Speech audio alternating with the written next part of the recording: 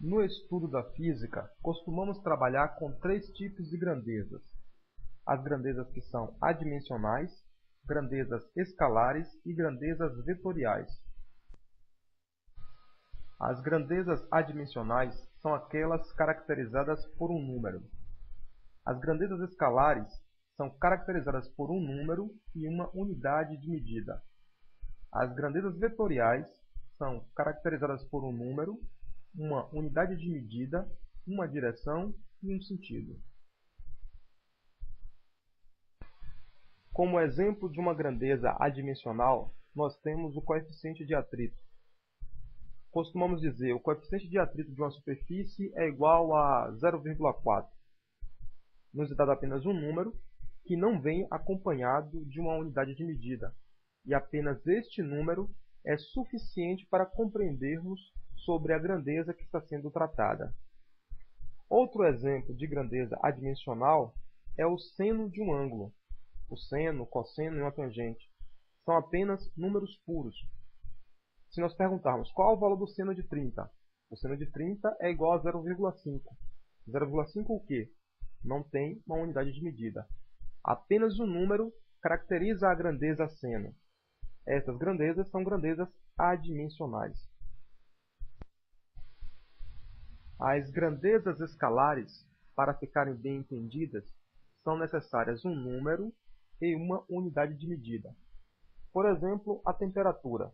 Se eu digo a temperatura máxima para Salvador hoje é 27 graus Celsius. O valor numérico 27 e a unidade de medida graus Celsius é suficiente para que a gente entenda qual é o valor da temperatura em Salvador. Outro exemplo é a massa. Costumamos dizer a massa deste objeto é 1 kg. O valor 1 e a unidade quilograma é suficiente para que a gente compreenda qual é a grandeza que está sendo tratada. Portanto, dado um número e uma unidade de medida, se você é capaz de compreender a informação sobre a grandeza, esta é uma grandeza escalar. As grandezas vetoriais são caracterizadas por um número, unidade de medida, direção e sentido. Por exemplo, a grandeza velocidade. A velocidade de um corpo deve nos dizer como um corpo está se deslocando.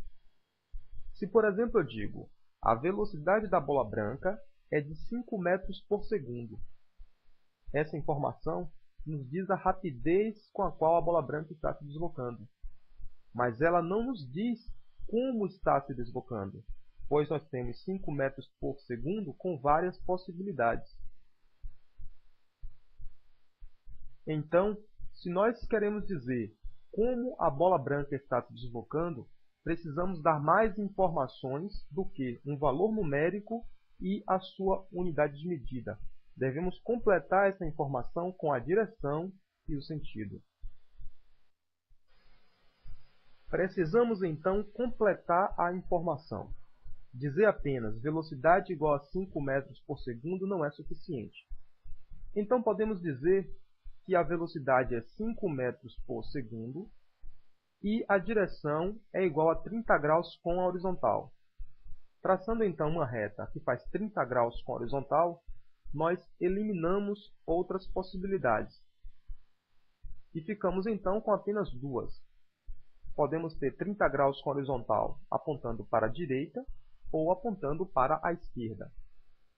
Eu posso completar então dizendo o sentido. O sentido é para a direita. Eliminamos então a outra possibilidade e temos então caracterizado completamente a velocidade da bola. A velocidade da bola tem que nos dizer como a bola se desloca. Nós temos então que a bola se desloca com a velocidade de 5 metros por segundo, fazendo uma direção de 30 graus com a horizontal e o sentido para a direita. Isto caracteriza completamente a grandeza velocidade. Portanto, a grandeza velocidade é uma grandeza vetorial. Outras grandezas vetoriais que nós veremos ao longo do estudo da cinemática são a aceleração, a força, impulso, campo elétrico, dentre outros. Sempre que nós estivermos estudando uma grandeza física, vamos chamar atenção para a sua característica, se é uma grandeza adimensional, se é uma grandeza escalar ou se é uma grandeza vetorial.